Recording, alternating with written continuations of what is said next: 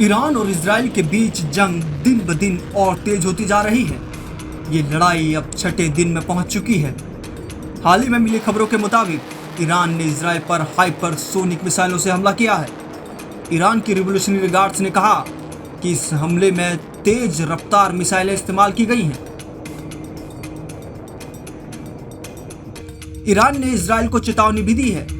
Iran की सरकारी news agency मेहर की खबर के अनुसार ईरान के एक बड़े सैन्य अधिकारी ने इजराइल के दो बड़े शहरों तेल अवीव और हाइफा को तुरंत खाली करने का आदेश दिया है।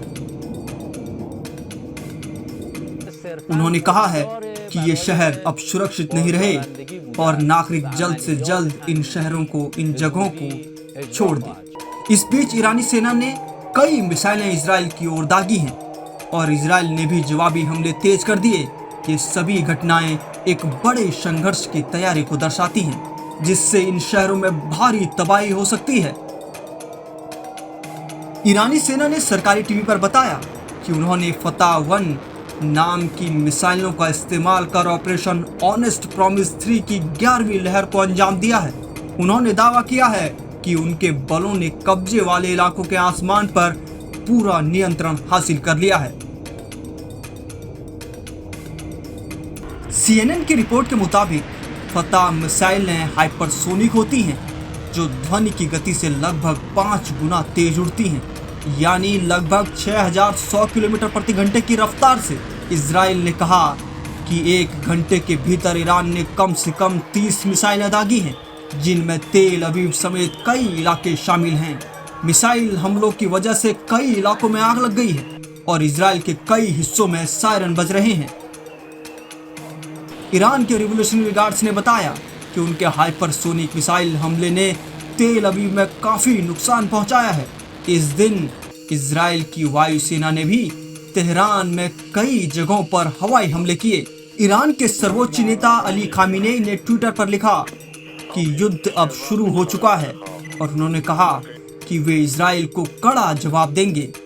इस बीच अमेरिका ने भी इस लड़ाई में अपनी भूमिका बढ़ा दी है। अमेरिकी राष्ट्रपति डोनाल्ड ट्रंप ने ईरान से बिना शर्त हार मानने की मांग की है। उन्होंने चेतावनी दी कि अगर ईरान ने अमेरिकी सैनिकों या नागरिकों को निशाना बनाया तो अमेरिका सख्त जवाब देगा। ट्रंप ने अपने सोशल मीडिया पर बड़े अक्षरों में अनकंडीशनल सरेंडर लिखा है। अमेरिका ने यूरोप में 30 से ज्यादा सैन्य टैंकर विमान भेजे हैं, जो लड़ाकू विमानों और बम वर्षकों को ईंधन देंगे। इसके साथ ही USS निमिट्ज और USS कार्ल विन्सन जैसे बड़े विमान वाहक पोत भी खाड़ी क्षेत्र में तैनात किए जा रहे हैं।